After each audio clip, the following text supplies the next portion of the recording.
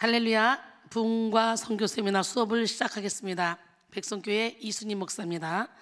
오늘 잠시 강의를 하기 전에 기도하겠습니다. 사랑의 주님을 찬양합니다. 주님을 의지합니다.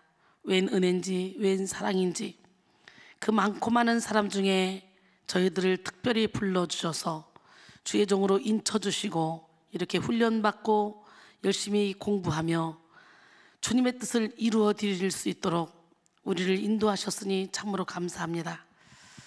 이제 우리에게 지혜와 명철과 지식의 은사를 허락하여 주셔서 이론으로만 아는 것이 아니라 실제적으로 살아계신 하나님을 온몸으로 체험하여 많은 성도들에게 그리스도의 빛을 바람으로 저들의 영혼을 묶고 있는 결박들을 풀어내는 축복의 통로로 우리 모두를 사용하여 주시옵소서. 이 부흥과 선교 세미나 교수님으로 애쓰고 계신 박영환 교수님에게 영혼육으로 강건함을 허락하여 주시고, 하나님께서 이 수업을 통해 많은 영혼들의 영적인 눈이 뜨여지게 하시고 영적인 귀가 열려지게 도와주셔서 진정으로 살아계신 하나님을 증거하는 능력 있는 주의 종들로 우뚝 설 수 있도록 축복하여 주시옵소서. 이 부족한 종의 입술을 주관하실 하나님을 기대하며 예수님의 이름으로 감사하며 간절히 기도드립니다. 아멘. 오늘의 주제는 현대교회 치유사역의 영적 원리입니다. 지난 시간에는 목회 현장에서 나타나는 치유사역에 대해서 말씀을 드리면서 신체적인 불치병 치유, 중독 치유, 정신질환 치유로 분류해서 사례를 간증했습니다. 오늘은 치유가 나타나는 영적 원리에 대해서 설명할 텐데요, 여러분이 치유사역의 원리를 알고 치유의 능력을 받기를 바랍니다. 다음 시간엔 치유사역이 어떻게 제자 양성으로 이어지는지에 대해서 설명하고 치유사역의 목적과 결과에 대해서 강의를 할 예정입니다. 하나님은 치료의 하나님이십니다. 하나님의 치료는 근원적인 치료이며 완전한 치료이자 영구적인 치료입니다. 누구든지 예수 그리스도를 믿음으로 십자가를 바라보면 완전한 신의 은혜를 입을 수 있습니다. 이사야 53장 5절로 6절, 그가 찔림은 우리 허물 때문이요 그가 상함은 우리의 죄악 때문이라. 그가 징계를 받음으로 우리는 평화를 누리고 그가 채찍에 맞음으로 우리는 나음을 받았도다. 우린 다 양 같아서 그릇 행하여 각기 제 길로 갔거늘 여호와께서는 우리 모두의 죄악을 그에게 담당시키셨도다 그랬어요. 그리스도인에게는 건강하게 살아갈 특권이 있습니다. 예수님이 십자가에 못 박혀 죽으심으로 원죄, 과거에 지은 죄, 조상들이 지은 죄, 그리고 현재 짓는 죄, 앞으로 지을 죄까지도 주님은 완전하게 고쳐주셨습니다. 그리고 그가 채찍에 맞음으로 너희는 나음을 입었다 했어요. 우리는 영혼육으로 강건하게 살 권리가 있는 사람들입니다. 예수 그리스도는 모든 질병을 고치시고 모든 약함을 이기며 모든 상함을 치료하는 능력의 근원이 되십니다. 시편 103편 1절로 5절, 내 영혼아 여호와를 송축하라. 내 속에 있는 것들아 다 그의 거룩한 이름을 송축하라. 내 영혼아 여호와를 송축하며 그의 모든 은택을 잊지 말지어다. 그가 내 모든 죄악을 사하시며 내 모든 병을 고치시며 내 생명을 파멸해서 속량하시고 인자와 긍휼로 관을 씌우시며 좋은 것으로 내 소원을 만족하게 하사 내 청춘을 독수리같이 새롭게 하시는도다 그랬어요. 할렐루야. 처음 아담과 하와가 에덴 동산에 살 때에는 질병도 없고 상함도 없고 약함도 없었습니다. 하지만 아담과 하와가 범죄함으로 모든 것이 다 병들게 됐어요. 생각이 병들고 마음이 병들었으며 언어도 병들게 되었습니다. 양심도 병들고 의지도 병들었으며 감정까지도 병들게 되었습니다. 뿐만 아니라 육체에도 이런저런 질병이 생기게 되었고 인간이 생활하는 삶의 터전까지 병들게 되었습니다. 지금까지 인류 역사는 질병으로 인해 수많은 고통을 당했습니다. 의학기술은 나날이 발전하지만 신종 질병이 속출하고 불치병들은 여전히 많아서 병원마다 환자들이 넘쳐나고 있습니다. 특히 현대는 우울증, 공황장애, 불안장애, 이런 정신질환이 만연하고 마음이 병들어 고통받는 사람들이 가득합니다. 오늘 우리는 신유의 복음을 체험하고 예수 그리스도로 말미암는 치유사역의 영적 원리를 알아야 합니다. 우리 목회자 후보생들이 신유의 은사를 받았을 때 많은 성도들이 이 예비 목사님들을 통해서 새 힘을 얻고 신유를 체험하며 영혼이 기뻐뛰는 역사가 일어날 좀 있습니다. 예수님은 질병으로 인해 고통받는 사람들의 처지를 긍휼히 여기시고 모든 병을 고치시기 위해서 이 땅에 오셨습니다. 즉 예수님은 이 땅에서 전인적 치유 사역을 하셨는데요, 이는 병들어 있는 인간의 영혼, 육 전체를 온전히 치유하시는 것을 말합니다. 누가복음 6장 17절로 19절, 예수께서 그들과 함께 내려오사 평지에 서시니 그 제자의 많은 무리와 예수의 말씀도 듣고 병 고침을 받으려고 유대 사방과 예루살렘과 두로와 시돈의 해안으로부터 온 많은 백성도 있더라. 더러운 귀신에게 고난받는 자들도 고침을 받은지라. 온 무리가 예수를 만지려고 힘쓰니 이는 능력이 예수께로부터 나와서 모든 사람을 낫게 함이로라 그랬어요. 능력이 예수께로부터 나와서 모든 사람을 낫게 함이로라. 아멘. 예, 마태복음 4장 23절로 24절, 예수께서 온 갈릴리에 두루 다니사 그들의 회당에서 가르치시며 천국 복음을 전파하시며 백성 중에 모든 병과 모든 약한 것을 고치시니 그의 소문이 온 수리아에 퍼진지라.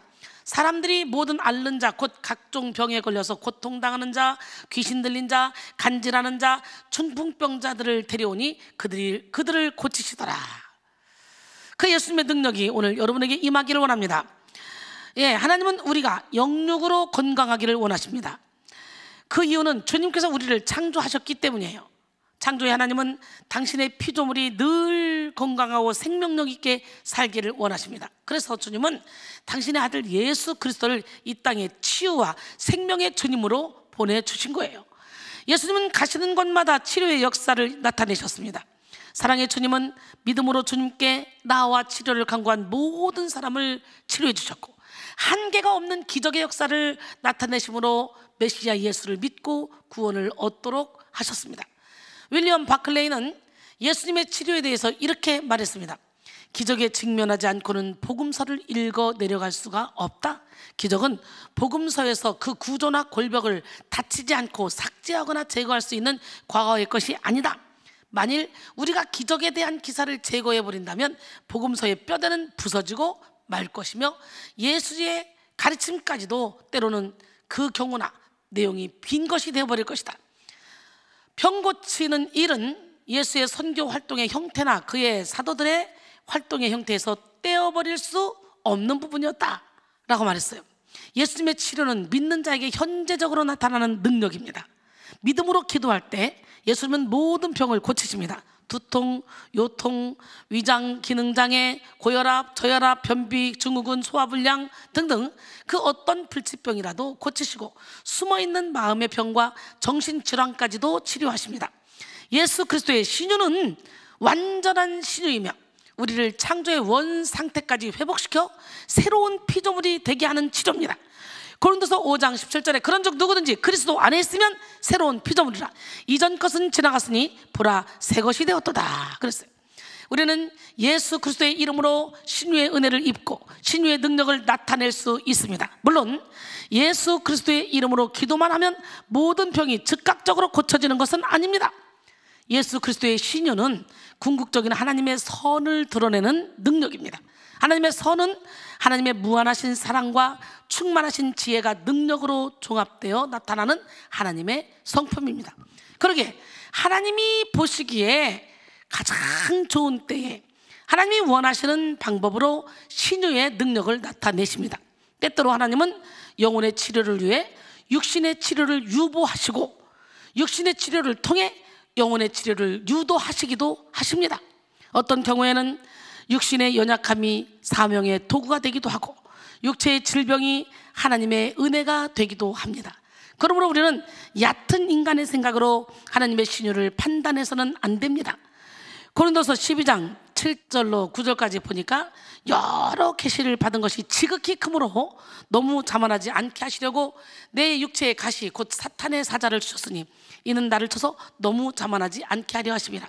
이것이 내게서 떠나가게 하기 위하여 내가 3번 죽게 간구하였더니 나에게 이르시기를 내 은혜가 내게 족하도다. 이는 내 능력이 약한 데서 온전해짐이라 하신지라. 그러므로 도리어 크게 기뻐함으로 나의 여러 약한 것들에 대하여 자랑하리니 이는 그리스도의 능력이 내게 머물게 하려 함이라 그랬어요. 우리가 건강하게 사는 것, 불필요한 질병에서 자유한 것, 불치의 질병에서 고침받는 것, 하나님의 섭리를 따라 생사화복을 누리는 이 모든 것이 예수님의 치유입니다. 예수님의 치유를 누릴 때 우리는 모든 매임에서 자유케 되어 무한한 기쁨과 능력을 누릴 수 있습니다. 이 시간 여러분 모두가 예수님이 이루신 치유의 성취를 누리며 생각의 치유, 마음의 치유, 육체의 치유, 영혼의 치유를 누리는 기적의 주인공들이 다 되시기를 바랍니다. 시편 91편 1절로 3절까지 보니까 지존자의 은밀한 곳에 거주하며 전능자의 그늘 안에 사는 자여, 나는 여호와를 향하여 말하기를 그는 나의 피난처요 나의 요새요 내가 의뢰하는 하나님이라 하리니 이는 그가 너를 새 사냥꾼의 올무에서와 심한 전염병에서 건지실 것이미로다. 9절 이하에 보니까 내가 말하기를 여호와는 나의 피난처시라 하고 지존자를 너의 고처로 삼았으므로 화가 내게 미치지 못하며 재앙이 내 장막에 가까이 오지 못하리니 그가 너를 위하여 그의 천사들을 명령하사 내 모든 길에서 너를 지키게 하심이라. 그들이 그들의 손으로 너를 붙들어 발이 돌에 부딪히지 아니하게 하리로다. 내가 사자와 독사를 밟으며 젊은 사자와 뱀을 발로 누리로다 그랬어요. 예수 그리스도 안에 있는 성도를 향한 신유의 은혜는 언제나 현재적으로 임합니다. 십자가로 성취된 신유의 은혜는 성도가 현재에 당면한 아픔과 상처, 질병과 한계를 해결받고 진리 안에 자유한 삶을 살게 합니다. 저는 지금까지 이제 27년째 접어들었는데요, 이 사역을 해오면서 하나님이 저를 통해 수도 없이 많은 신유의 역사를 일으키시는 것을 경험했습니다. 암이 4군데로 전이된 이런 사람들도 누워서 왔다가 벌떡 일어나 가는 역사가 일어났고요, 유방암, 전립선암, 혈액암 등등 각종 불치 질병이 고쳐지기도 했어요. 누운병이가 일어나기도 했어요. 아예 앉은 병이 아니라 허리가 아파서 아예 누워만 있던 이런 분도 그냥 손을 댔을 때 불이 나가면서 허리가 그대로 즉시 힘이 생기고 일어나는 역사가 일어났고, 귀머거리가 또 벙어리가 말하고 듣는 역사가 일어났어요. 어두웠던 눈이 밝아지고 심각한 통증을 유발시켰던 이렇게 목 디스크, 모식견, 허리 디스크 등등 많은 각종 질병들이 고침받고 신경성 질병이 고침받는 것을 저는 많이 봤습니다. 병원에서 원인을 찾을 수 없는 영적인 질병이 고쳐지고 우울증, 공황장애, 조현병, 불안장애, 조울증 등의 정신적 질병도 치료되었습니다. 게임 중독, 알코올 중독, 마약 중독, 음란 중독 등등 각종 중독이 끊어지는 역사, 또 자살 충동과 극단적인 인격 장애가 해결되기도 했습니다. 오늘 이 시간 치유 사역이 나타나는 원리에 대해서 설명할 때 여러분 모두가 먼저 예수님의 신유를 경험하시고 신유의 능력을 받음으로 영혼육으로 병든 많은 사람들을 치료해서 능력 있는 복음의 일꾼으로 우뚝 세워지시기를 바랍니다. 우리 전도사님들, 하나님이 말씀하셨어요. 내게 능력 주시는 자 안에서 내가 모든 것을 할 수 있다라고 고백한 이 사도 바울의 고백처럼 우리도 할 수 있다는 거예요. 우리 할 수 있거든요. 무슨 말이냐? 믿는 자에게 능치못함이 없다. 주님이 귀신 들린 아들을 데려온 아버지에게 그렇게 말했잖아요. 그런 것처럼 오늘 우리가 주님을 믿으면 하나님은 우리를 통해 일하십니다. 요한복음 14장 12절에 내가 진실로 진실로 너에게 이르노니 나를 믿는 자는 내가 하는 일을 그도 할 것이요 또한 그보다 큰 일도 하리니 이는 내가 아버지께로 감이라. 아멘. 마가복음 16장 17절로 18절 믿는 자들의 이런 표적이 따르리니 곧 그들이 내 이름으로 귀신을 쫓아내며 새 방언을 말하며 뱀을 집어올리며 무슨 독을 마실지라도 해를 받지 않냐고 병든 사람에게 손을 얹은 적 나으리라 하시더라. 근데 이렇게 표적과 이적과 기적을 나타내는 이유는 복음을 확실하게 증거하게 하기 위함이라고 말했어요. 그렇기 때문에 은사가 중요한 것이 아니라 그 은사를 통해 예수 그리스도를 닮는 성품으로 변화되어 열매 맺는 게 중요한 거예요. 복음서에 등장하는 예수님의 치유 사역은 크게 5가지 정도로 제가 한번 정리해 봤습니다. 믿음의 명령을 통해 치유가 됐죠. 마가복음 1장 25절로 26절 예수께서 꾸짖어 이르시되 잠잠하고 그 사람에게서 나오라 하시니 더러운 귀신이 그 사람에게 경련을 일으키고 큰 소리를 지르며 나오는지라. 또 마가복음 9장 25절 27절 예수께서 무리가 달려와 모이는 것을 보시고 그 더러운 귀신을 꾸짖어 이르시되 말 못하고 못 듣는 귀신아 내가 내게 명하니 그 아이에게서 나오고 다시 들어가지 말라 하심에 귀신이 소리 지르며 아이로 심히 경련을 일으키게 하고 나가니 그 아이가 죽은 것 같이 되어 많은 사람이 말하기를 죽었다 하나 예수께서 그 손을 잡아 일으키시니 이에 일어서니라 그랬어요. 두 번째는요, 안수 등의 신체 접촉을 통해 치유됐죠. 마태복음 8장 14절 15절 보니까 예수께서 베드로의 집에 들어가서 그의 장모가 열병으로 앓아 누운 것을 보시고 그의 손을 만지시니 열병이 떠나가고 여인이 일어나서 예수께 수종들더라. 또 마가복음 5장 41절로 42절 보니까 죽은 회당장 야이로의 딸을 살리는 사건이 나오죠. 그 아이의 손을 잡고 이르시되 달리다굼 하시니 번역하면 곧 내가 내게 말하느니 소녀야 일어나라 하심이라. 소녀가 곧 일어나서 걸으니 나이가 12살이라 그랬어요. 또 예수님은 다양한 방법으로 고치셨는데요. 마가복음 7장 32절로 35절 보니까 사람들이 귀먹고 말 더듬는 자를 데리고 예수께 나와 안수하여 주시기를 간구하거늘 예수께서 그 사람을 따로 데리고 무리를 떠나사 손가락을 그 양 귀에 넣고 침을 뱉어 그의 혀에 손을 대시며 하늘을 우러러 탄식하시며 그에게 이르시되 에바다 하시니 이는 열리라는 뜻이라. 그의 귀가 열리고 혀가 맺힌 것이 곧 풀려 말이 분명해졌더라 그랬어요. 저는 이거를 경험을 했잖아요. 우리 집에서 지금 일을 봐주고 있는 우리 김사라 우리 권사님은 말을 못하고 귀가 안 들리고 또 우울증이 너무 심해서 완전 이래가지고 이러고 다녔던 사람인데 하나님께서 싹 고치셔서 우리 집에서 이렇게 몇 년째 15년 17년 된 것 같아요. 제 사역을 돕고 있습니다. 살림하면서. 우리 하나님 멋쟁이 하나님은 살아계십니다. 예수님께서 어떻게 했어요? 침을 뱉어서 사람들이 귀먹고 말더듬는 자를 데리고 예수께 나와 안수하여 주기를 간구하거늘 예수께서 그 사람을 따로 데리고 무리를 떠나사 손가락을 그 양귀에 넣고 침을 뱉어 그의 혀에 손을 대시며 하늘을 울어서 탄식하시며 그에게 이르시되 에바다 하시니 이는 열리라는 뜻이라. 그의 귀가 열리고 혀가 맺힌 것이 곧 풀려 말이 분명해졌더라. 제가 지금 이 성경절을 2번을 얘기하고 있는데 이런 기적들이 일어나는 줄 믿습니다. 이 시대에도 여러분들도 믿으시고 주의 종들이 주의 일을 할 때 지식으로 내가 아는 그런 능력으로 물질로 이렇게 내 힘으로 하는 것이 아니에요. 내 재능과 달란트로 하는 것이 아니라 하나님 주시는 힘으로. 하나님의 나라는 말에 있지 않고 능력이 있어요. 성령의 능력으로 하는 거예요. 세 번째 예수님의 권세를 드러냄으로 쫓아내셨죠. 마가복음 5장 6절로 8절 그가 멀리서 예수를 보고 달려와 절하며 큰 소리로 부르짖어 이르되 지극히 높으신 하나님의 아들 예수여 나와 당신이 무슨 상관이 있나이까. 원하건대 하나님 앞에 맹세하고 나를 괴롭히지 마옵소서 하니 이는 예수께서 이미 그에게 이르시기를 더러운 귀신아 그 사람에서 나오라 하셨습니다. 걸어서 귀신 들린 그 사람을 얘기하는 거예요. 또 마가복음 9장 20절에 보니까 데리고 오니 귀신이 예수를 보고 곧 그 아이로 심히 경련을 일으키게 하는지라. 그가 땅에 엎드러져 구르며 거품 올리더라. 이렇게 예수님의 권위 있게 예수님을 보기만 해도 귀신들이 이렇게 떠나가는 역사가 일어나죠. 그 다음에 치료를 위한 믿음을 활성화시키시고 그 믿음을 인정하심으로 고쳤죠. 이렇게 변화산 베드로 야고보 요한을 데리고 변화산상에 계시던 예수님 산 아래에서는 귀신 들린 아들을 둔 아버지가 제자들에게 데려가서 고쳐달라고 했지만 못 고쳤습니다. 그럴 때 그 아버지가 와서 예수님께 할 수 있거든 우리 아들을 고쳐주세요 그랬더니 예수님이 할 수 있거든이 무슨 말이냐 믿는 자에게 능치 못함이 없다. 마가복음 9장 쭉 나오는 말씀이에요. 그럴 때 그 아버지가 나의 믿음 없음을 용서해달라고 그러면서 기도할 때 예수님이 그 믿음을 활성화시켜서 그 아들을 고쳐주셨어요.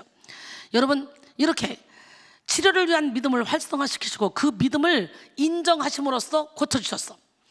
마태복음 15장 28절 보니까 이에 예수께서 대답하여 이르시되 여자여 내 믿음이 크도다 내 소원대로 되리라 하시니 그때로부터 그의 딸이 나으니라. 완전히 수로보니 여인의 딸이 귀신 들려서 예수님께 왔지만 예수님은 개 취급했잖아. 그런데 개라 할지라도의 믿음을 가지고 고쳐달라고 막 간구했을 때 예수님은 이렇게 고쳐주신 줄 믿습니다. 그 다음에 기도의 능력을 통해 귀신을 쫓아냈습니다. 제자들이 왜 우리는 안 됐죠? 그럴 때 우리 주님이 뭐라 그랬어요? 마가복음 9장 29절에 이랬을 때 기도 외에 이런 다른 것으로는 이런 종류가 나갈 수 없느니라 하시니라. 여러분, 저도 예수님의 치유 방법을 쫓아 다양한 방식으로 환자들을 치료하죠. 그중 가장 대표적인 방법은 말씀 선포입니다. 말씀은 예수 그리스도의 인격이자 성령의 감동이며 하나님의 언약과 성취의 실현 방식입니다. 요한복음 1장 1절에 보니까 태초에 말씀이 계시니라. 이 말씀이 하나님과 함께 계셨으니 이 말씀은 곧 하나님이시라. 2, 3절 보니까 그가 태초에 하나님과 함께 계셨고 만물이 그로 말미암아 지은 바 되었으니 지은 것이 하나도 그가 없이는 된 것이 없느니라 그랬어요. 전지전능하신 하나님은 말씀으로 천지를 창조하셨고 말씀으로 역사를 주관하시며 말씀으로 우리와 소통하십니다. 말씀 안에 창조의 능력, 치료의 능력, 사랑의 능력을 담으신 하나님은 말씀을 통해 자신을 계시하시고 말씀으로 우리에게 다가오십니다. 그래서 성도는 말씀을 깨닫는 만큼 하나님을 알게 되고 말씀을 경험한 만큼 영적 권세와 사랑을 체험하게 됩니다. 말씀을 실천하는 만큼 성령의 열매를 맺게 되고 말씀을 사랑하는 만큼 하나님께 충성하는 삶을 살게 됩니다. 말씀 자체가 예수 그리스도시기 때문에 우리는 말씀에 깊이 들어가야 돼요. 말씀에 깊이 들어가는 만큼 예수 그리스도의 빛을 받고 빛을 발하는 삶을 살게 됩니다. 시편 19편 7절로 10절 말씀, 여호와의 율법은 완전하여 영혼을 소성시키고 여호와의 증거는 확실하여 우둔한 자를 지혜롭게 하며 여호와의 교훈은 정직하여 마음을 기쁘게 하고 여호와의 계명은 순결하여 눈을 밝게 하시도다. 여호와를 경외하는 도는 정결하여 영혼까지 이루고 여호와의 법도 진실하여 다 의로우니 금 곧 많은 순금보다 더 사모할 것이며 꿀과 송이꿀보다 더 달다 그랬어요. 이 찬양을 제가 이 말씀을 통해 이 찬양을 만들었는데 함께 찬양해 봅니다. 여호와의 율법은 완전하여 영혼을 소성시키고 여호와의 증거는 확실하여 우둔한 자를 지혜롭게 여호와의 계명은 정직하여 마음을 기쁘게 하고 여호와의 계명은 순결하여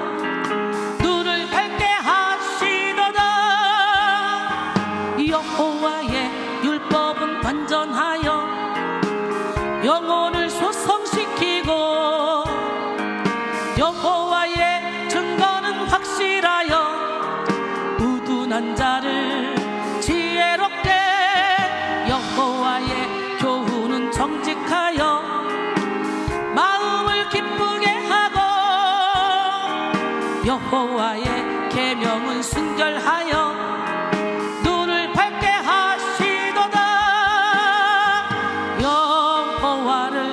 경외하는 도는 정결하여 영원하며 여호와의 법도 진실하도다. 완전 확실 정직 순결하도다. 진실하도다. 금과 많은 순금보다 더 사모할 것이며 꿀과 송이 꿀보다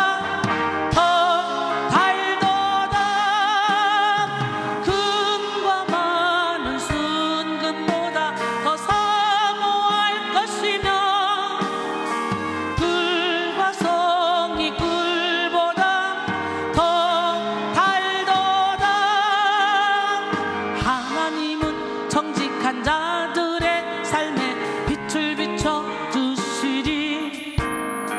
하나님은 성결한 자들의 삶에 빛을 비춰주시리. 하나님은 정직한 자들의 삶에 빛을 비춰주시리. 하나님은 성결한 자들의 삶에 빛을 비춰주시리. 정직하고 성결한 자들에게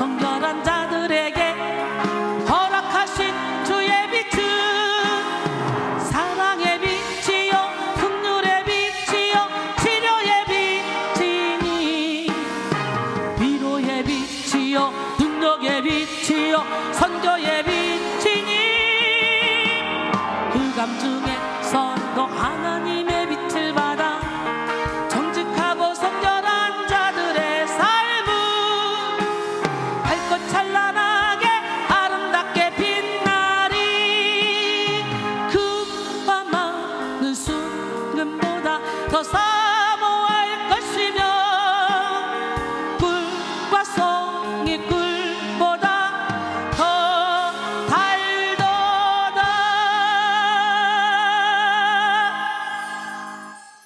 네, 하나님은 성결한 자, 정직한 자를 쓰십니다. 우리 교단이 성결 교단이잖아요. 예, 가장 중요한 게 성결이더라고요. 보니까 내가 성결해져야, 내가 거룩해져야, 내가 철저히 나를 내려놓고 내 생각을 내려놓고 내 이론을 내려놓고 예수를 주인으로 모셔야 내가 보는 환상이, 내가 꾸는 꿈이, 내가 내 안에서 나오는 그 예언이 하나님 주신 예언이 될 수가 있는 거예요. 그렇지 않으면 내 생각인지 마귀 생각인지 하나님 생각인지 구분이 안 돼요. 그래서 우리는 먼저 성결한 삶을 살아야 되고, 성결해지기 위해서 하나님 다시 한번 부서지길 원합니다. 깨지길 원합니다. 무너지길 원합니다. 그래서 주의 종들이 먼저 깨지고 부서지고 무너져서 하나님이 주시는 주신감을 가지고 말씀의 검을 가지고 가서 확 휘두를 때 공중권세 잡은 이 어둠의 영을 물리칠 수 있고, 성도들의 영혼욕을 묶고 있는 결박들을 풀어낼 수 있고, 저들의 영혼욕을 고칠 수 있는 능력이 생기는 거예요. 말씀이 빠진 은사생활은 신비주의에 치우치기 쉽습니다. 말씀이 약한 경건생활은 열매 맺는 삶으로 연결되기가 어렵습니다. 그래서 저는 365일 쉬지 않고 드려지는 예배 속에 말씀 선포에 가장 큰 비중을 둡니다. 다양한 영적인 주제를 성경적으로 심층적으로 연구하여 실천적인 적용이 가능한 말씀 선포를 하려고 부단히 노력합니다. 성령께서 말씀을 통해서 친히 역사하시기를 기대하며 영적 전쟁, 내적 치유에 대한 말씀을 심도 있게 전합니다. 히브리서 4장 12절로 13절, 하나님의 말씀은 살아있고 활력이 있어 좌우에 날선 어떤 검보다도 예리하여 혼과 영과 및 관절과 골수를 찔러 쪼개기까지 하며 또 마음의 생각과 뜻을 판단하나니 지으신 것이 하나도 그 앞에 나타나지 않음이 없고 우리의 결산을 받으시리에 눈앞에 만물이 벌거벗은 것 같이 드러나느니라 그랬어요.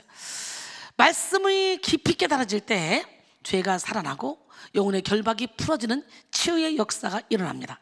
이전에 죄라고 인식하지 못했던 것들이 죄임을 자각하게 되고 자신의 부패성을 철저하게 깨닫게 됩니다. 로마서 7장 9절에 전에 율법을 깨닫지 못했을 때는 내가 살았더니 계명의 이름에 죄는 살아나고 나는 죽었도다 그랬어요. 여기서 계명의 이름에는 진정한 의미에서의 계명을 깨닫게 되매라는 말로 의역이 가능합니다. 바울은 계명을 깨달음으로 말미암아 죄가 살아나고 자신은 죽었다고 말했습니다. 죄가 살아나고에서 여기서 살아나고에 해당하는 헬라어 아네제세는 본래 다시 살아나다, 회생하다라는 의미를 지니고 있으나 핸드릭스는 단순히 활동하게 되다라는 의미라고 주석했습니다. 즉 죄가 본래부터 사람 안에서 활동하고 있었지만 사람이 계명을 깨달음으로 인해 죄가 자기 속에 있음을 알게 된다는 의미라는 거예요. 그리고 죄가 살아남으로 인해 자신은 죽었다는 것은 깨달음이 커질수록 죄의 활동성을 크게 깨닫게 되므로 그만큼 죄를 이겨내지 못하는 자신의 무능력을 깨닫게 된다는 의미라고 볼 수도 있습니다. 한마디로 까만 옷을 입었을 때는 웬만한 때가 묻지 않았지만 하얀 옷을 입은 작은 때만 묻어도 막 털어지는 것처럼 내가 말씀의 빛을 깨달으면 이렇게 작은 죄까지도 볼 수 있게 됩니다. 살아있는 영의 말씀을 경험할 때 우리는 자기 죄를 깨닫고 동시에 모든 죄를 대속한 예수 그리스도의 십자가 능력을 알게 됩니다. 뿐만 아니라 보혜사 성령의 역사를 알게 되고 하나님의 섭리를 깨닫게 됩니다. 그래서 말씀을 깨닫는 만큼 전인 치유의 은혜를 경험하게 되는 거죠.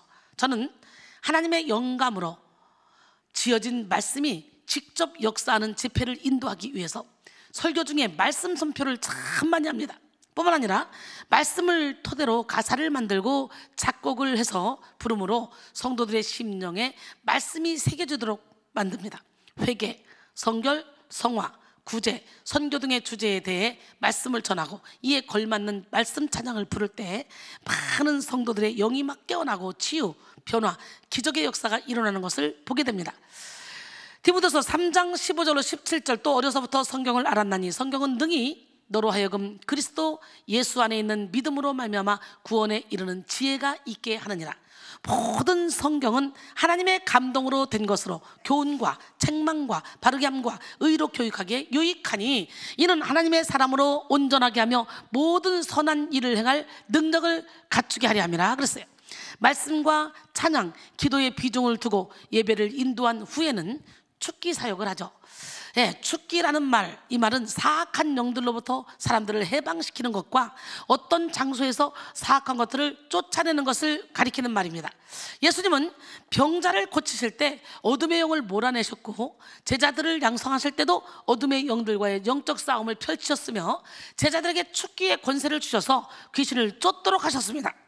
마태복음 8장 16절로 17절, 저물매 사람들이 귀신 들린 자를 많이 데리고 예수께 오거늘 예수께서 말씀으로 귀신들을 쫓아내시고 병든 자들을 다 고치시니 이는 선지자 이사야를 통해 하신 말씀에 우리의 연약한 것을 친히 담당하시고 병을 짊어지셨도다 함을 이루려 하심이더라 그랬어요. 예수님이 12제자를 불러서 또 귀신 쫓는 법을 가르치고 병을 고치는 법을 가르쳐서 보냈죠. 파송을 시키죠.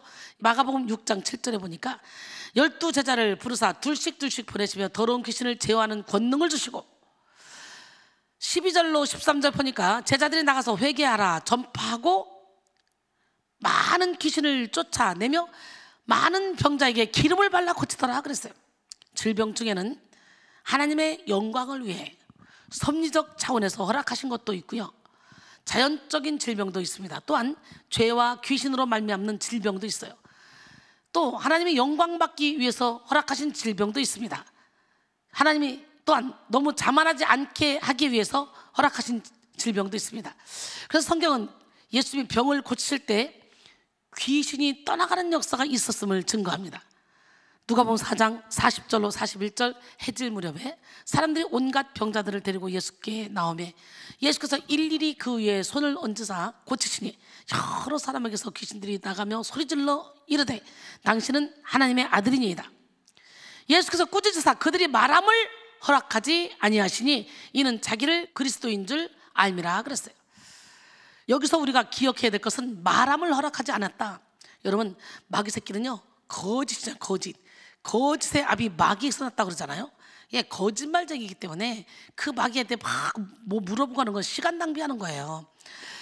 가끔 우리가 제자 양성하기 위해서 사람을 통해 귀신이 막 말할 때 들어보기도 하지만 대체적으로 말함을 허락하지 말고 예수로 나가라 이렇게 하면 돼요.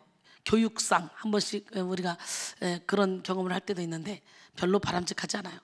예수님이 38년 된 병자를 고치신 후에는 더 심한 것이 생기지 않게 죄를 짓지 말라고 말씀하시므로 질병의 원인이 죄에 있음을 드러내기도 하셨잖아요. 요한복음 5장 13절로 14절, 베데스다 연못가에 있는 그 환자를 38년 된 환자를 고치신 후에 고침받은 사람은 그가 누구인지 알지 못합니다. 이는 거기 사람이 많음으로 예수께서 이미 피하셨기 때문에 그래서 그 후에 이제 보니까 요한복음 5장 13절로 14절, 그 후에 예수께서 성전에서 그 사람을 만나요. 그러니까 예수님이 뭐래요? 보라, 네가 나았으니 더 심한 것이 생기지 않게 다시는 죄를 범하지 말라 그랬어요. 이거는 결국은 죄를 통해 온 병이라는 거죠. 그래서 회개하여 죄를 멀리할 때 예수 그리스도의 이름으로 귀신을 쫓아낼 때 병이 고쳐지는 역사가 일어납니다. 본질적으로 그리스도인의 신앙생활은 영적 전쟁이에요. 우리의 대적은 혈과 육을 지닌 사람이 아니라 악한 영들입니다. 성경 속에서 알 수 있는 악한 영들의 특징은 크게 세 가지가 있습니다. 첫째, 악한 영들은 어느 정도의 지식을 가지고 있습니다.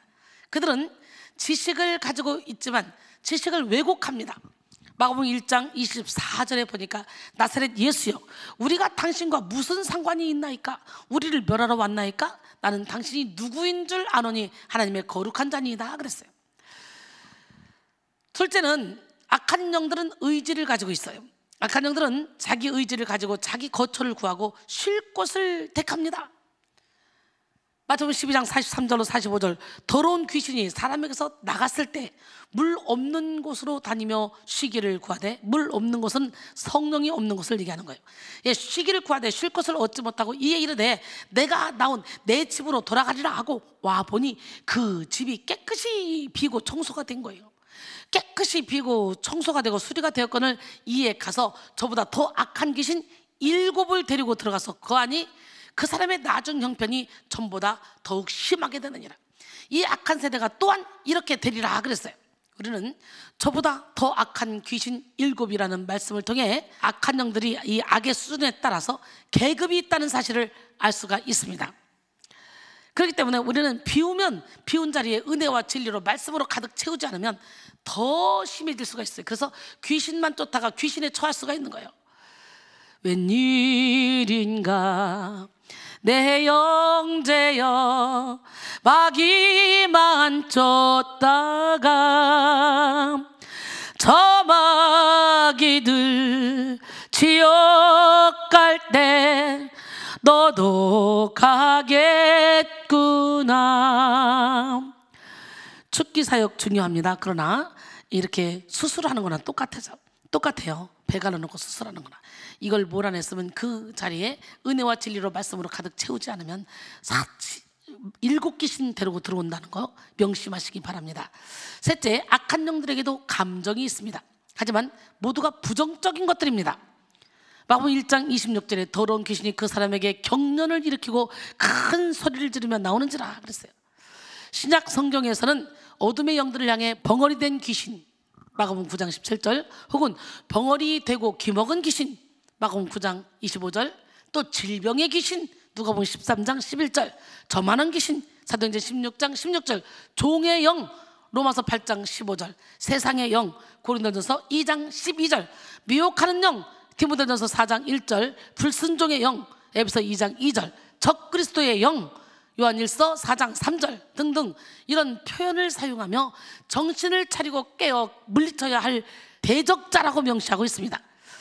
베드로전서 5장 8절로 9절, 근신하라 깨어라, 너희 대적 마귀가 우는 사자같이 두루다니며 삼킬 자를 찾나니 너희는 믿음을 굳건하게 하여 그를 대적하라.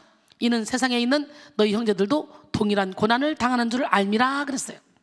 우리는 정신을 차리고 깨어서 어둠의 영을 물리치되 안수와 축기 사역에 대한 이해를 가지고 영적 싸움을 싸워야 합니다. 근데 오늘날 많은 교회와 성도들이요, 축기 사역에 대해서 색안경을 끼고 있습니다. 그 첫 번째 이유가 뭡니까? 은사 폐지론과 같은 잘못된 이론이 성행하기 때문이에요. 오늘날 너무도 많은 목회자와 성도들이 은사 폐지론의 영향을 받아서 신유의 복음을 믿지 않습니다. 현대 개신교에 지대한 영향을 미친 대표적인 인물은 마틴 루터와 칼빈입니다. 이들은 종교개혁을 일으켜서 부패한 중세교회로부터 개신교가 분리되어 세워지도록 만들었습니다. 하지만 이들은 신유에 대해서 은사 폐지론에 가까운 생각을 가지고 있었어요. 마틴 루터는 성경의 기록이 완료된 후에는 새롭고 특별한 계시나 기적이 더 이상 필요로 하지 않았기에 기적은 끝났고 신유라고 말하는 기적들은 악마의 술책일 뿐이라고 주장했습니다. 칼빈 역시 기독교 강요에서 사도시대의 안수함으로써 주시던 기적적인 권능과 나타난 역사는 이미 중단되었다라고 단언했습니다. 3, 4세기의 영적 거장으로 일컬어지는 성 어거스틴 역시 그의 사역 중기에는 기적과 은사가 중지되었다고 여기기도 했습니다. 그러나 성 어거스틴은 그의 말년 사역을 통해 하나님의 기적이 지금도 이어져 오고 있음을 증거했습니다. 또한 마틴 루터도 말년에 자신의 기도를 통해 후계자 멜랑이톤이 죽음을 벗어나는 신유의 은혜를 경험했으며 죽기 전 해인 1545년에는 야고보서 5장 14절 15절 근거 그 치유 의식에 관해 우리는 이러한 일을 행하는데 익숙합니다. 우리는 이곳에서도 그리스도의 이름으로 기도함으로 정신착란으로 고통당하는 한 가구상을 치유했습니다 라고 기록하기도 했습니다. 하지만 현대의 은사 폐지론자들은 마틴 루터와 칼빈의 부분적 가르침과 은사 폐지론을 주장하는 소수의 신학자들의 가르침을 맹신하며 오늘날에도 역사하는 신유의 복음을 거절하고 있습니다. 하나님의 말씀은 어제나 오늘이나 영원토록 동일하시다 그랬잖아요. 예, 사랑하는 성도 여러분, 신학도 사람이 만든 것입니다. 우리는 사람이 만든 신학을 의존할 것이 아니라 살아계신 하나님의 진리가 어떠한지 상고해야 합니다. 20세기 프리스턴 대학의 벤자민 워필드는 성령의 은사와 그에 따른 현상은 그 시대로 그쳤으며 지금 일어나는 모든 현상은 가짜 은사, 가짜 성령이라고 주장했습니다. 워필드의 견해를 이어나가는 사람들은 은사 중지론, 은사 종언론 등이라고 불리는 은사 폐지론을 주장합니다. 이러한 은사 폐지론은 대다수의 정통 교회를 이단으로 치부시키는 비성경적인 주장입니다. 그런데 많은 성도들과 심지어 목회자들까지도 은사 폐지론과 같은 잘못된 이론에 미혹되어 성경을 죽은 말씀으로 전락시키고 있는 게 요즘 현실입니다. 그래서 하나님의 능력에 의한 초월적인 신유, 축기 등의 역사를 믿지 않아요. 마귀는 이런 불신과 영적 무지를 통해 역사합니다. 사랑하는 신학생 여러분, 예수 그리스도는 어제나 오늘이나 영원토록 변함없이 동일하신 분이십니다. 창세기에서 증거하는 하나님의 창조 능력은 오늘도 동일하게 우리 안에 나타나고, 사복음서에서 증거하는 예수 그리스도의 완전한 기적은 오늘날에도 일어나고 있습니다. 우리는 오늘날에도 살아서 역사하시는 하나님의 능력을 믿음으로 날마다 하나님의 권능의 지배를 받는 삶을 살며 진리 안의 자유를 누려야 합니다. 너무도 신기한 건 저는 이 성경 속의 기적, 이 성경 속의 기적을 제 사역 현장에서 다 체험했습니다. 하나님은 살아계십니다. 축기 사역에 대한 편견이 만연한 두 번째 이유는 김기동 목사 등의 잘못된 귀신론에 있습니다. 서울 성락교회 김기동 원로 목사가 정의하는 귀신은 자기 운명을 다하지 못하고 죽은 불신자의 사후 영혼입니다. 또 김기동 목사는 모든 질병은 귀신이 우리 몸에 붙어서 생기는 것으로 의술로는 궁극적으로 고칠 수 없고 축기 사역을 통해서만 고칠 수 있다고 합니다. 이런 김기동 목사의 주장은 성경적이지 않습니다. 귀신은 죽은 자의 영혼이 아니라 타락한 천사의 물입니다. 유다서 1장 6절에 또 자기 지위를 지키지 아니하고 자기 처소를 떠난 천사들을 큰 날의 심판까지 영원한 결박으로 흑암에 가두셨으며, 마태복음 25장 41절에 또 왼편에 있는 자들에게 이르시되 저주를 받은 자들아 나를 떠나 마귀와 그의 사자들을 위하여 예비된 영원한 불에 들어가라 그랬어요. 또한 계시록 12장 7절에 하늘에 전쟁이 있으니 미가엘과 그의 사자들이 용과 더불어 싸울세, 용과 그의 사자들도 싸우나. 할렐루야. 또한 이 모든 병이 귀신에 의한 것이라고 하는 것은 극단적인 일반하며 병의 원인은 다양할 수 있습니다. 물론 죄와 병과 귀신의 역사는 밀접한 관계가 있어요. 귀신을 쫓아갔더니 병이 고쳐지고 죄를 용서해줬더니 병이 고쳐지고 이런 여러 가지 밀접한 연관이 있습니다. 그러나 모든 병이 귀신에 의한 것이라고 보는 것은 극단적이며 축기 사역만이 유일한 치료 방법이라고 보는 것 역시 무리한 해석이라고 볼 수 있습니다. 사실 성경에는 축기 사역 외에도 다양한 치료 방법들이 등장합니다.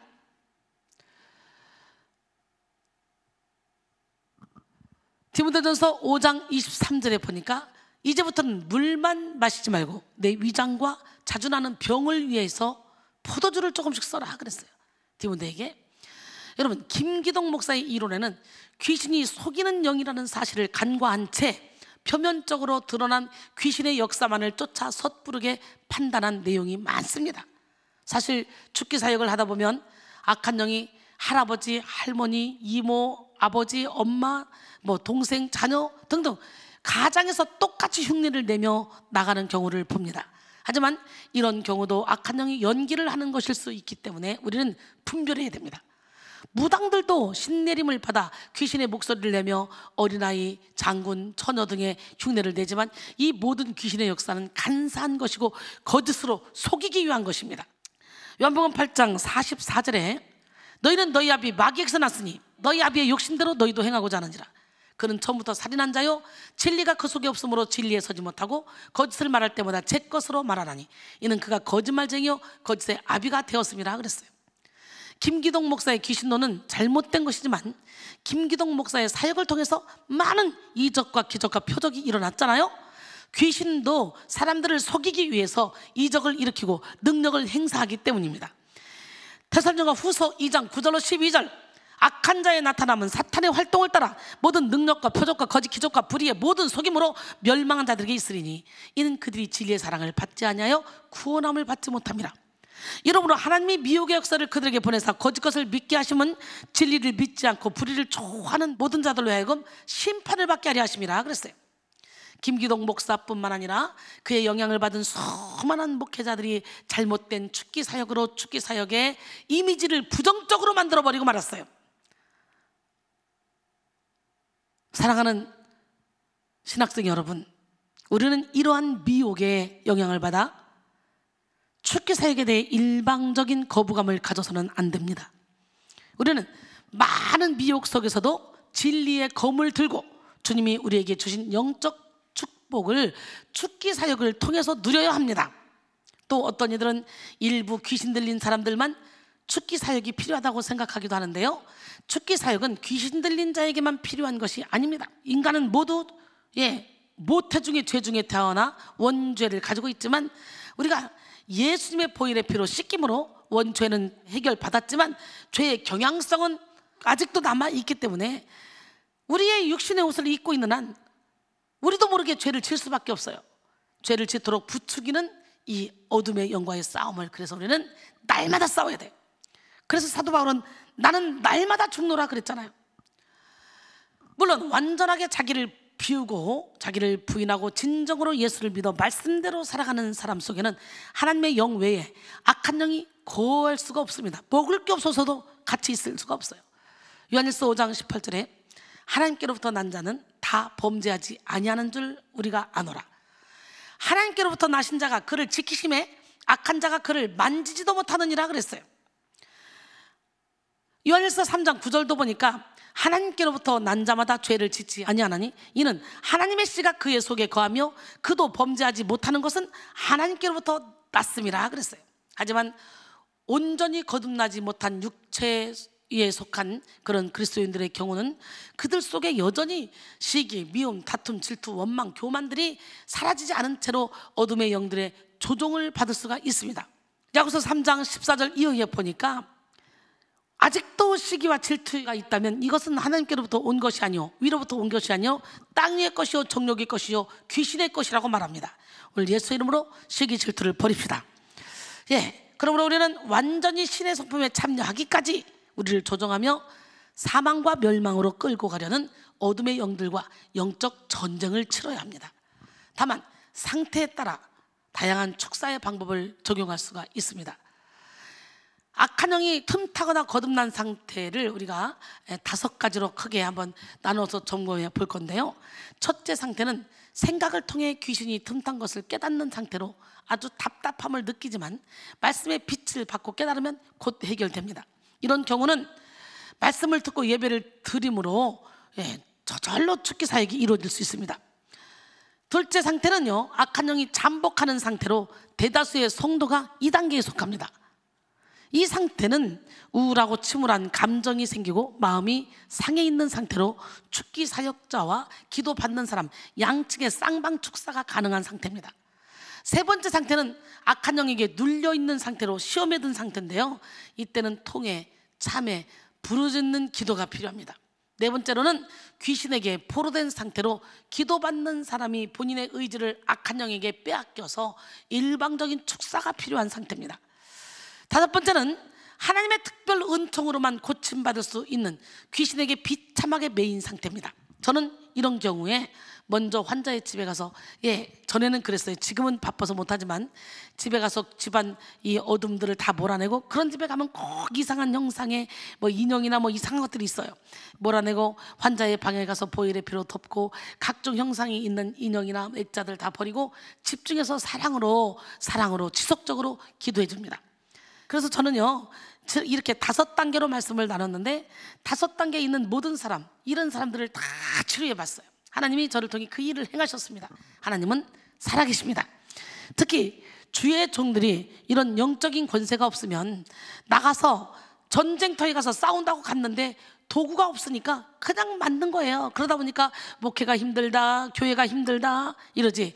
저는요, 신앙생활하는 게 신바람 나고 제가 주의 종이 돼서 이렇게 제자들을 양성하면서 하나님의 일하는 것이 얼마나 신바람 나는지 몰라요. 우리 사역자들은 새벽 2시든 3시든 4시든 관계없이 항상 카페에 앉아서 서로가 공부하고 설교 준비하고 영상 작업하고 또 기타 연습하고 막 이러면서 행복하게 정말 시간을 쪼개서 살아갑니다. 우리 모두 죽기 사역의 필요성을 제대로 깨닫고 회칠한 무덤을 벗기고 그 안에 죽은 사람의 뼈와 모든 더러운 것을 몰아내고 은혜와 진리로 채워서 이 땅에서 천국을 누리며 살아가기를 원합니다. 많은 사람들이요, 귀신 들린 사람이 아니면 축사가 필요 없다라는 생각을 합니다. 이 편향된 생각을 여러분 버리시고 예수의 성품을 닮아가는 성화의 과정 중에 필요한 것이 죽기 사역이고, 이 죽기 사역은 영적 상태에 따라서 다양하게 적용될 수 있음을 총체적으로 이해해야 합니다. 가장 내 의지가 강한 사람, 내 의지가 너무 강해서 귀신이 흔들어도 안 넘어가고 하나님이 흔들어도 안 넘어가는 사람들이 있어요. 여러분, 우리는 내 의지를 하나님께 내어드림으로 우리 안에 있는 이 어둠을 몰아내야 되는데요, 자존심은 칼바르트는 원죄의 뿌리다.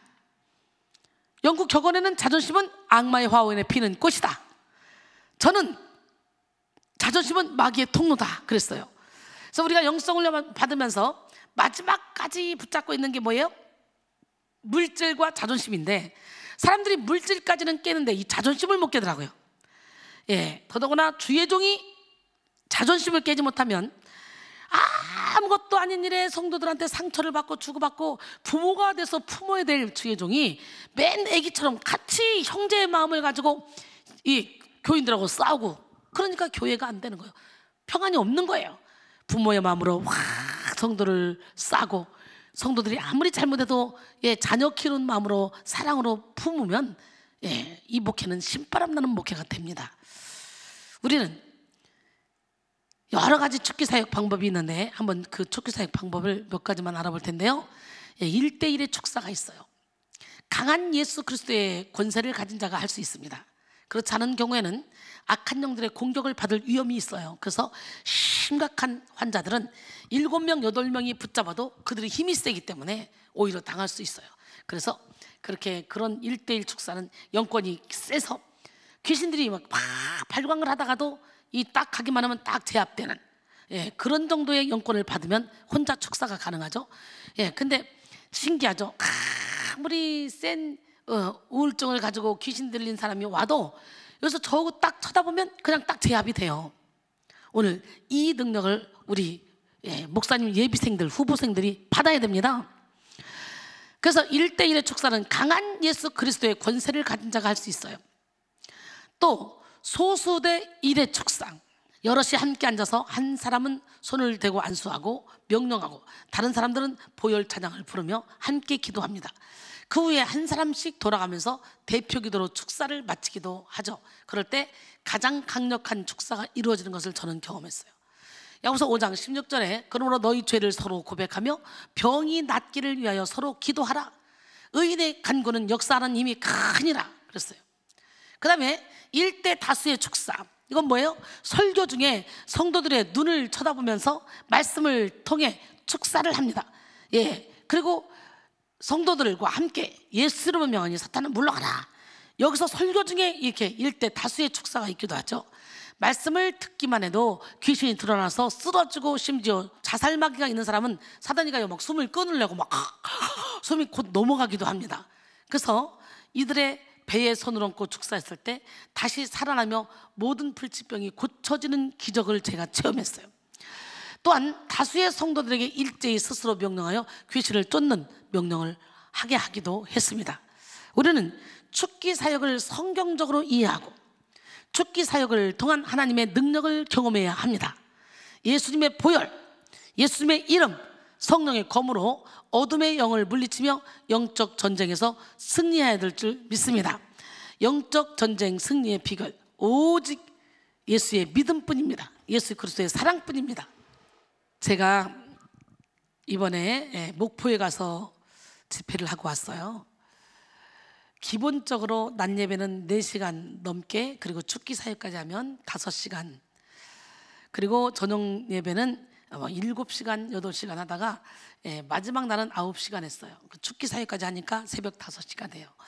저는 옛날부터 부흥회를 다니면서 그 교회에 완전히 성령의 바람을 일으켜서 그 회칠한 무덤을 벗기고 열심히 밭을 가른 다음에 말씀의 씨를 뿌려서 그들이 열매 맺게 하기까지 저는 생명을 다합니다.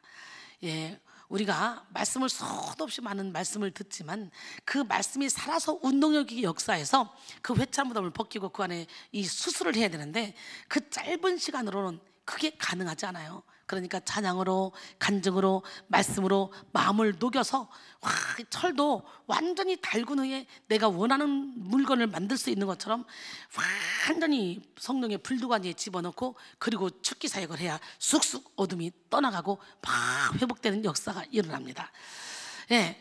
우리 하나님은 살아계신데요, 축기 사역에 대한 인간적인 생각의 틀을 깨뜨리고 성령의 역사를 영으로 이해하는 여러분 되시길 원합니다. 하나님의 역사는 인간의 생각으로 제한할 수 없습니다.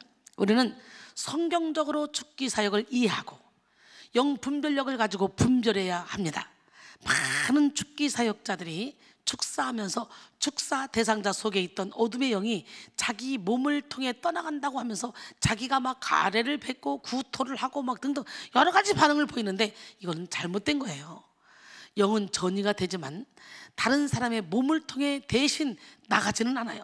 그와 같은 일은 축기 사역자가 스스로 처리하지 못한 어둠의 영에게 속는 것입니다. 그러니까 자기 안에 스스로 처리하지 못한 어둠이 상대방 거 뽑아낼 때 나가라 하면 그 사람들이 막 토하고 나가면 나도 같이 토하는 거지, 그 사람 것이 여기 와서 내가 토하고 나가는 거, 그건 아니에요. 하나님은 인격의 하나님이야. 항상 축기 사역을 할 때도 보혈의 피로 덮고, 하나님 내게 좋은 것만 그 사람에게 가게 하시고, 그 사람 또 내게 나쁜 것은 그 사람에게 가지 않게 하시고, 또 그 사람도 보혈의 피로 덮고 그 사람의 좋은 것만 내게 전이 되게 하시고 나쁜 건 오지 못하게 도와주세요. 그리고 항상 보혈의 피를 의지하고 해야 됩니다. 다만 우리는 영이 민감하게 전이 되는 성질을 가지고 있다는 것을 깨달아서 무분별한, 분별 없는 안수기도 및 축기 사역을 해서는 안 됩니다. 고린도전서 2장 13절로 14절, 우리가 이것을 말하거니와 사람의 지혜가 가르친 말로 아니하고 오직 성령께서 가르친 것으로 하니 영적인 일은 영적인 것으로 분별하는지라. 육에 속한 사람은 하나님의 성령의 일들을 받지 아니하나니 이는 그것들이 그에게는 어리석게 보이며 또 그는 그것들을 알 수도 없나니 그러한 일은 영적으로 분별되기 때문이라 그랬어요. 또한 우리는 안수의 틀을 깨뜨려야 돼. 안수는 손을 얹고 기도하는 방식을 나타내는 단어입니다. 많은 성도들이 안수라고 하면 목회자가 성도의 머리 위에 손을 얹고 기도하는 것이라고 생각하죠. 하지만 이는 국한적이고 제한적인 이해입니다. 사실 머리에 안수하는 것은 구약 성경에 동물을 대상으로 해서 많이 등장하죠. 레위기 1장 4절에 그는 번제물의 머리에 안수할지니 그를 위하여 기쁘게 받으심이 되어 그를 위하여 속죄가 될 것이라. 또 레위기 3장 7절로 8절, 만일 그의 예물로 드리는 것이 어린 양이면 그것을 여호와 앞에 끌어다가 그 예물의 머리에 안수하고 회막 앞에서 잡을 것이요 아론의 자손은 그 피를 제단 사방에 뿌릴 것이며.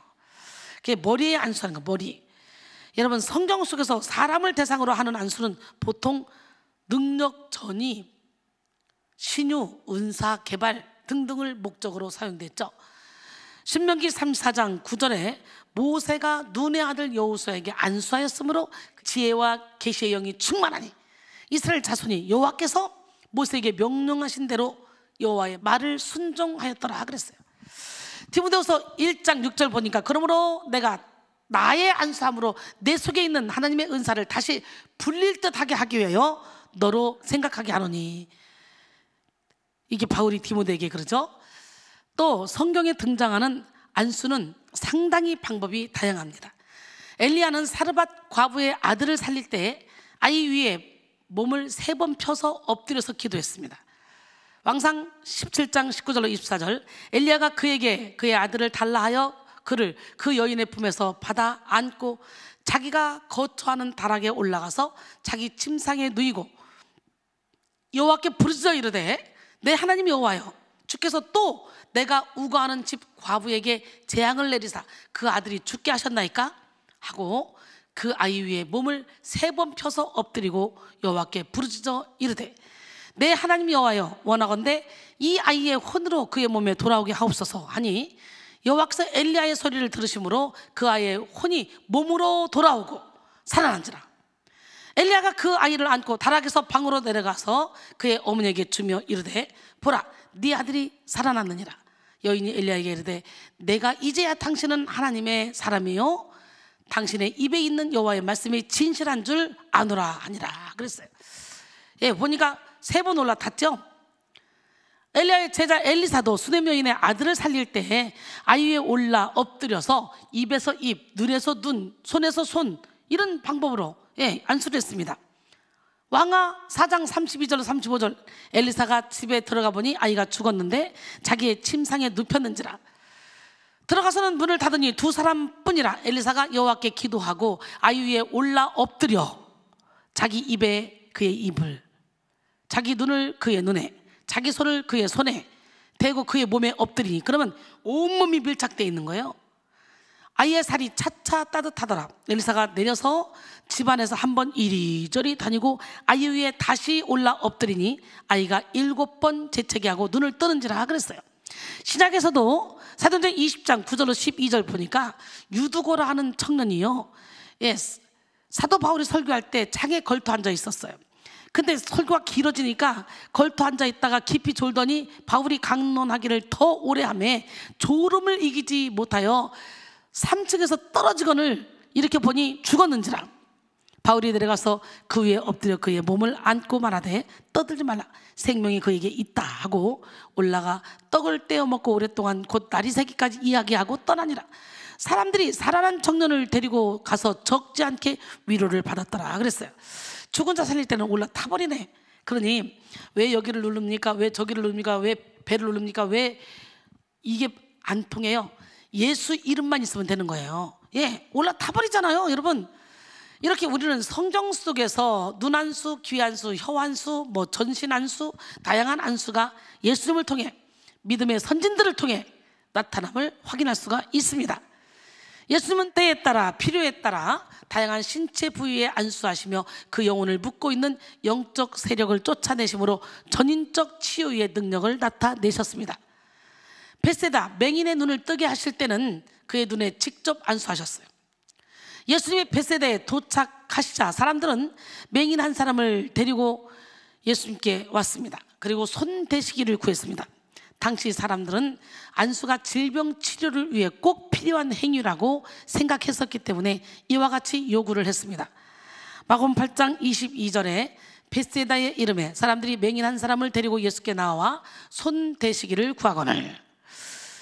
예수님께 손 대시기를 구한 주체는 맹인이 아니라 다른 사람들이었어요. 그러니까 우리는 소경이 예수님을 향한 믿음이나 기적을 갈망하는 간절함을 가지고 있었는지 알 수 없습니다. 그저 다른 사람들의 적극적인 도움을 받아서 예수님께 왔음을 알 수 있습니다. 예수님은 맹인의 손을 붙잡고 마을 밖으로 데리고 나가셨습니다. 그리고 눈에 침을 뱉으시고 그에게 안수하셨습니다. 마가복음 8장 23절에 보니까 예수께서 맹인의 손을 붙잡으시고 마을 밖으로 데리고 나가사 눈에 침을 뱉으시며 그에게 안수하시고 무엇이 보이느냐 물으시니 예수님은 다정한 손길로 맹인의 손을 잡으심으로 그의 마음을 어루만지셨고 한적한 마을 밖으로 데리고 나가심으로 그의 마음을 평온하게 하셨습니다. 그리고 그의 눈에 침을 뱉으시고 안수하셨어요. 여기서 눈으로 번역된 옴마타는 옴마의 복수로서 양쪽 눈을 가리킵니다. 옴마는 사물을 보는 기능을 하는 눈동자를 중심으로 한 눈이 아니라 그 눈동자를 덮고 있는 눈꺼풀을 가리킨다고 볼 수 있습니다. 이를 통해 우리는 예수께서는 자신의 침을 완전히 눈을 감고 있는 그 소경의 눈꺼풀 위에 자신의 침을 뱉으셨음을 알 수가 있어요. 그에게 안수하시고의 케이라스는 손을 의미하는 명사 케이르의 복수형입니다.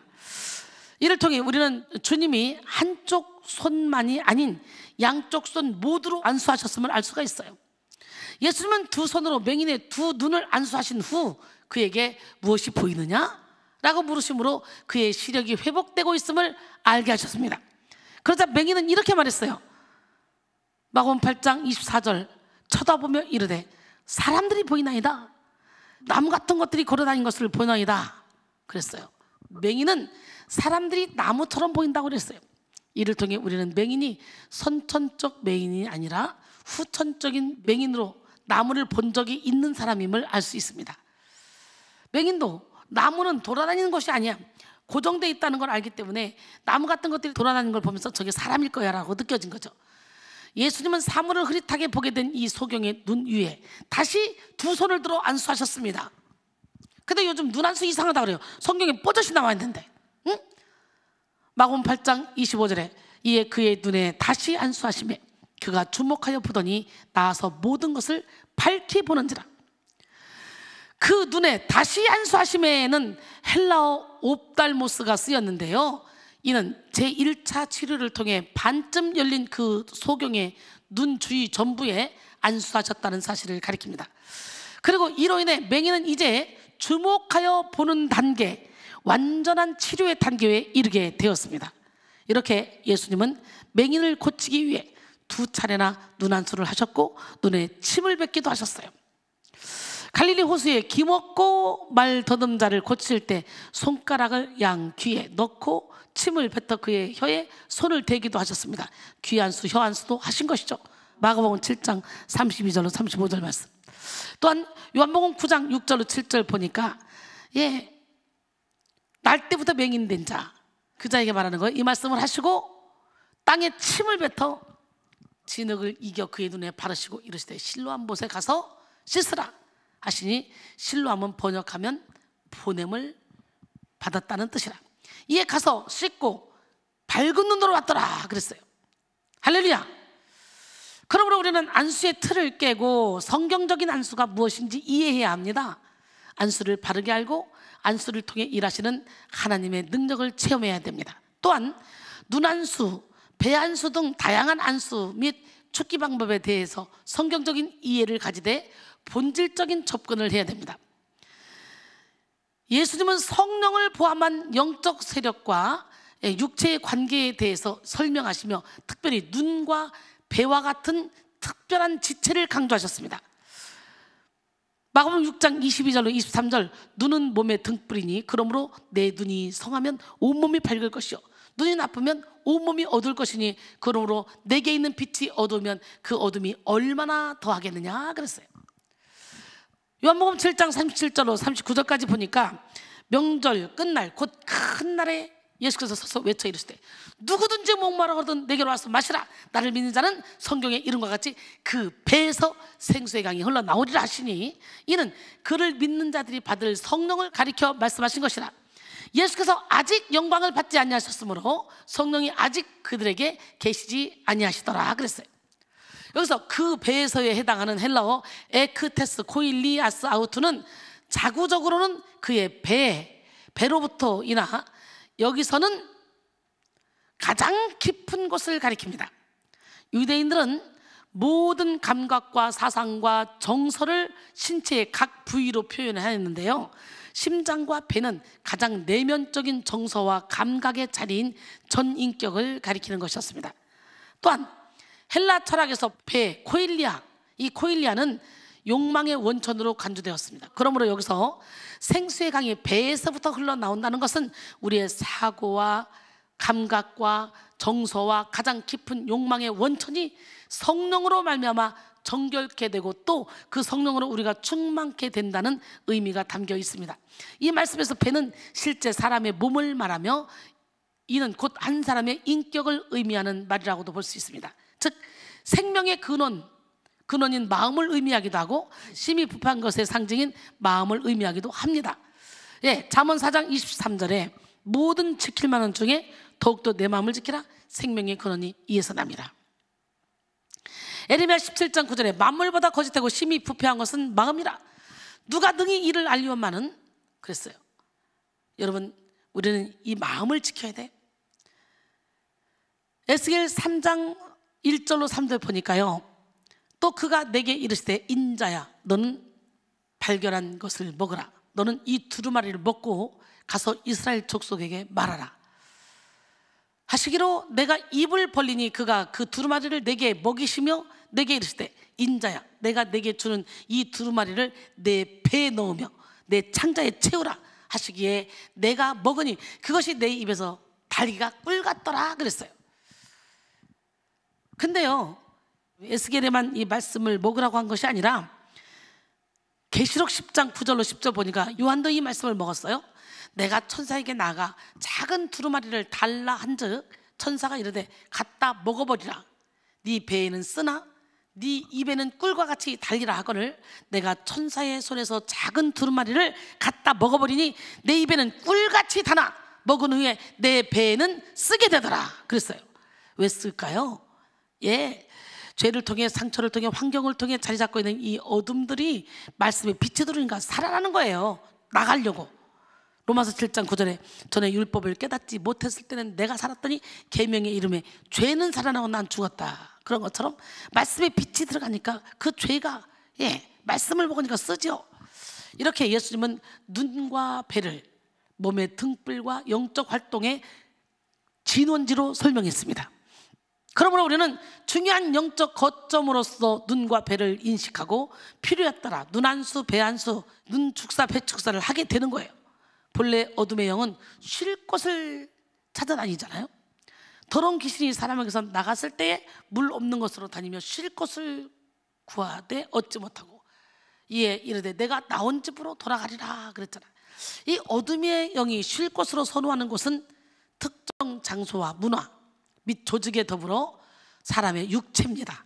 그래서 어둠의 영은 사람의 생각과 마음 또 직접적으로 육체에 은밀히 집을 짓고 자신의 영향력을 행사합니다. 사람의 육체에 침투한 악한 영들은 사람의 구조 속에 자신들을 감추고 인간의 전 존재를 지배하려고 합니다. 그래서 일반적인 때에는 그들의 존재가 드러나지 않습니다. 하지만 악령에 의해서이든 성령에 의해서이든 영적 활동이 증가되어 영적 움직임이 강화될 때 악한 영들은 수면 위로 자신의 정체를 드러내게 됩니다. 어둠의 영이 육체로 드러난 경우에는 상당히 많은 경우에 배가 딱딱해지고 몸이 막 굳어오며 뒤틀리는 현상이 일어납니다. 또 몸에서 무언가 뛰는 현상, 기어다니는 현상 등의 느낌도 감지가 됩니다. 동시에 마음이 답답하고 머리가 아프며 어깨가 뻐근한 현상이 동반되기도 합니다. 이외에도 어둠의 영이 드러났을 때의 현상은 다양합니다.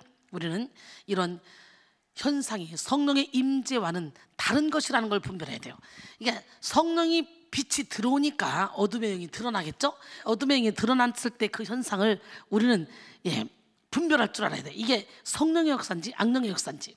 성령은 부드럽고 온화하게 임재하시며 강력하게 역사하실 때에도 질서 안에서 움직이시며 참된 평안과 기쁨 속에 임하십니다. 우리는 어둠의 영이 드러나서 나오는 방언, 진동, 흐느적거리는 현상, 이상한 춤, 굳어지는 현상 등을 분별함으로 즉각적으로 예수 이름으로 물리치고 몰아내야 합니다. 그런데 많은 사람들이 어둠의 영이 드러나서 나타나는 현상을 성령의 역사라고 착각해서 귀신의 힘을 막 키우는 경우가 참 많이 있어요. 우리는 속이는 영인 귀신은 우리가 분별하지 못할 때 득세한다는 사실을 명확히 깨달아서 분별하고 즉각 대응해야 합니다. 예수의 이름으로 악한 영을 몰아내면 악한 영은 호흡, 기침, 가래, 몸살, 감기, 두드러기, 설사 등등 여러 가지 다양한 현상을 동반하고 떠나갑니다. 그러므로 우리는 축기 사역의 방법에 있어서 인간의 생각으로 제한해서는 안 됩니다. 예수님은 말씀 한마디로 병자를 치유하시기도 하셨고 필요하다고 판단되는 지체에 안수하여 치유하시기도 하셨습니다. 우리는 예수님의 사역이 어느 한 패턴으로 고정되지 않았다는 사실에 주목해야 됩니다. 우리는 예수님이 우리의 예측과 선입견을 초월하여 자기 뜻과 방식대로 행하시는 분이시라는 사실을 명심하고 더불어 축기 사역의 본질에만 집중해야 합니다.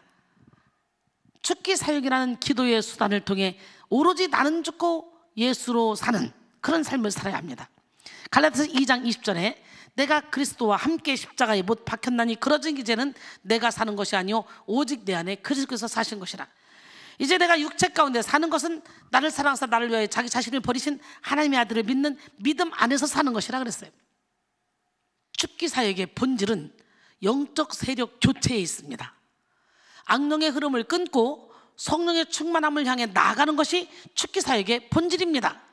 미움을 몰아내고 사랑으로 가득 채우는 것, 질병에서 벗어나 강건함으로 나가는 것, 욕심을 떠나 사명의 자리로 나가는 모든 영적 세력 교체의 배후에 축기 사역이 있습니다.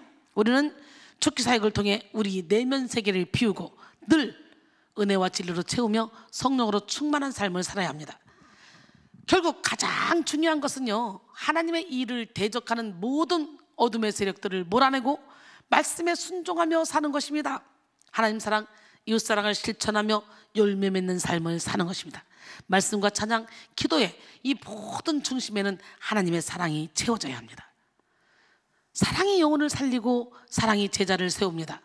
저는 성령의 감동에 따라 순간순간 다양한 방법으로 환자들을 치료하지만 늘 예수님의 사랑으로 사람들을 대합니다.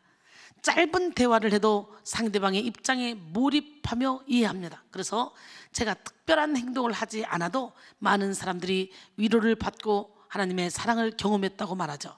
우리는 범사에 하나님의 선하시고 기뻐하시고 온전하신 뜻이 무엇인지 분별하고 예수 그리스도의 사랑과 성령의 방법을 따라 치유의 은혜를 입고 그리고 치유의 은혜를 나타내야 합니다. 믿는 자들에게 따르는 표적, 저희가 내 이름으로 귀신을 쫓아내며 새 방울 말하며 뱀을 집어올리며 무슨 독을 마실 자라도 해를 받지 않으고 병사에게 손 얹은 즉 나를 하신 그 말씀이 우리에게 이루어져야 돼요. 예, 우리 하나님, 멋쟁이 하나님은 살아계십니다.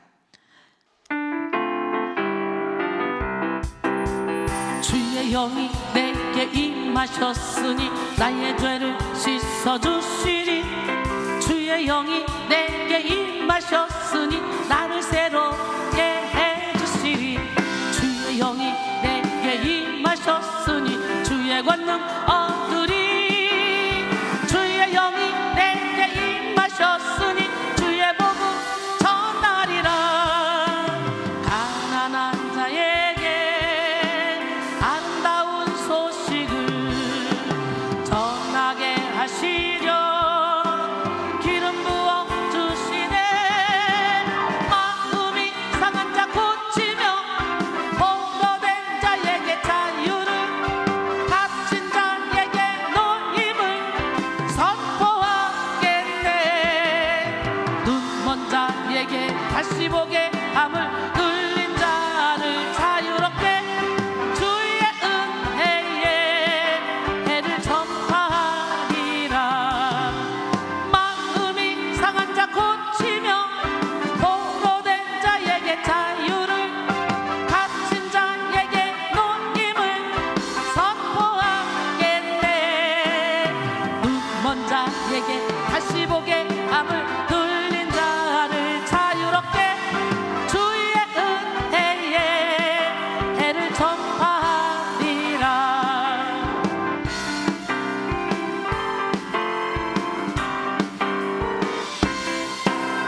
주의 영이 내게 임하셨으니 나의 죄를 씻어주시리. 주의 영이 내게 임하셨으니 나를 새롭게 해주시리. 주의 영이 내게 임하셨으니 주의 권능 얻으리. 주의 영이 내게 임하셨으니 주의 복음 전하리라. 가난한 자에게 아름다운 소식을 전하게 하시려 기름 부어 주시네. 마음이 상한 자 고치며 포로된 자에게 자유를, 갇힌 자에게 노임을 선포하겠네. 눈먼 자에게 다시 보게 함을, 끌린 자를 자유롭게 주의 은혜에 해를 전파하리라. 마음이 상한 자 고치며 포로된 자에게 자유를, 갇힌 자에게 노임을 선포하겠네. 눈먼 자에게 다시 보게 함을, 들린 자를 자유롭게 주의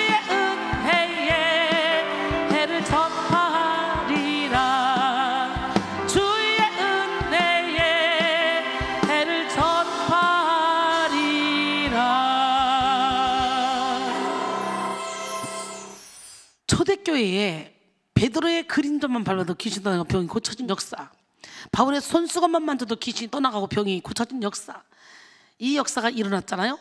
사도행전 5장 15절로 16절 보면 심지어 병든 사람을 메고 거리에 나가 침대와 요 위에 누이고 베드로가 지날 때 혹 그의 그림자라도 누구에게 덮일까 바라고 예루살렘 부근에 수많은 사람들도 모여 병든 사람과 더러운 귀신에게 괴로움받는 사람을 데리고 와서 다 나음을 받았다 그랬어요. 오순절 마가다락방에서 성령의 불을 체험한 이 베드로가 이런 능력의 주인공, 축복의 통로가 되었습니다. 또한 사도행전 19장 11절로 12절 보니까 하나님이 바울의 손으로 놀라운 능력을 행하게 하시니 심지어 사람들이 바울의 몸에서 손수건이나 앞치마를 가져다가 병든 사람에게 얹으면 그 병이 떠나고 악기도 떠나더라 그랬는데요. 하나님은 저를 통해 이런 일을 많이 행하셨습니다. 오늘 우리 모두가 성령의 충만함을 받아서 하나님이 주는 이 능력으로 영혼을 살리고 이 신유의 기적을 일으켜서 세상에 빛을 발하기를 원합니다. 성령님이 임하시면 능력 충만 받겠네. 성령님이 임하시면 사랑 충만 받겠네. 성령님이 임하시면 기쁨 충만 받겠네. 성령님이 임하시면 소망 충만 받겠네. 성결교단 능력 충만, 성령 충만 받는 교회요. 성결교회 능력 충만, 기쁨 충만 받는 교회라. 성결교회 능력 충만, 사랑 충만, 기쁨 충만, 소망 충만, 성령 충만 받아 열매 맺으리. 성결교단. 이 부족한 종을 통해 하나님은 그런 일을 행하셨어요. 오늘 무엇보다도 하나님의 나라는 말에 있지 않고 능력에 있습니다. 오늘 하나님 이 강의를 듣던 중에 내 아주 얇은 이론을 내려놓게 하시고 정말 살아계신 하나님이 우리의 내면 깊은 곳까지 숨어있는 이 어둠의 세력들을 죽기 사역을 통해 뽑아내고 그 안에 은혜와 진리로 말씀으로 채워서 열매 맺게 하시는 것을 체험하게 도와주세요. 죽게는 하루 같 천년 같고 천년이 하루 같다 했기 때문에 주님이 열면 닫을 자고 닫으면 열 자가 없기 때문에 오늘 하나님이 우리 신학생, 우리 전사님들 한 분 한 분을 강력하게 기름 부어주시고 만나주시면 오늘 우리 전사님들도 이 엄청난 영적인 세계에 들어가게 될 줄 믿습니다. 저는 아무것도 아닌데요, 하나님이 저를 통해 무궁무진한 일을 행하셨어요. 정말 신기하고 놀랍게 제가 부흥회를 가면 항상 그냥 자동으로 제 초청은 항상 받았고, 한 번 부흥회 가면 성령의 인도함 따라 기본적으로 4시간, 5시간, 7시간, 8시간 막 설교를 하는데 진짜 시간이 없어서 밥을 한 끼밖에 못 먹고 사역을 해요. 그런데 성령께서 막 새 힘을 줘서 그 능력으로 확, 때로는 이렇게 말씀 선포로, 때로는 진짜 안수를 내서 축기 사역을 통해 여러 가지 다양한 방법으로 영혼들을 치료하는 일에 쓰임 받고 있습니다. 무엇보다도 영분별의 은사를 받아서 여러분들이 이 영이 하나님께로부터 오는지 사람으로부터 오는지, 이 능력이 하나님께로부터 오는지 내 생각인지 마귀가 주는 생각인지 분별하여 하나님께로부터 오는 능력을 붙잡아야 될 줄 믿습니다.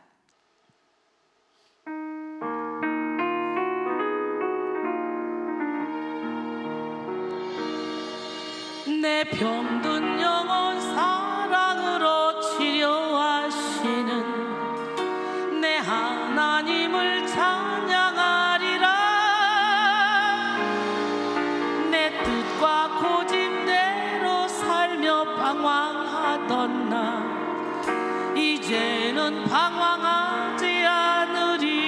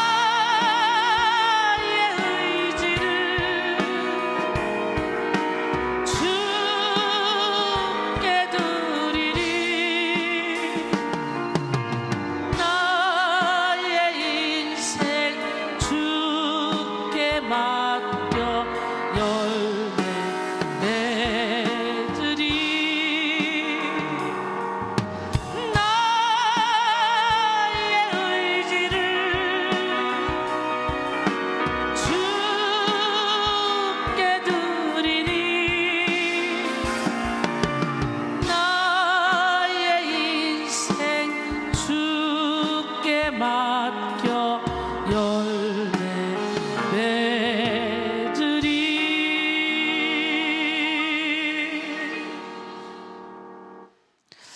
결론을 말하자면 사랑하는 우리 전사님들, 치료의 하나님은 오늘도 살아계십니다. 치료의 하나님은 말씀과 찬양을 통해, 기도와 예배를 통해 우리 가운데 일하시고 치유의 은혜를 베푸십니다. 이 땅에 오신 예수님은 말씀 선포, 안수, 축기 등의 이 다양한 방법으로 환자들을 치료하셨습니다. 우리도 살아있는 믿음으로 예수 그리스도의 이름을 의지할 때 치유의 은혜를 입고 치유의 능력을 나타낼 수 있습니다. 이 시간 우리 사랑하는 전사님들 모두가 강력한 예수님의 사랑과 신유의 능력을 받아 많은 영혼을 살리는 하나님의 귀한 일꾼으로 세워주시기를 주님의 이름으로 축원합니다.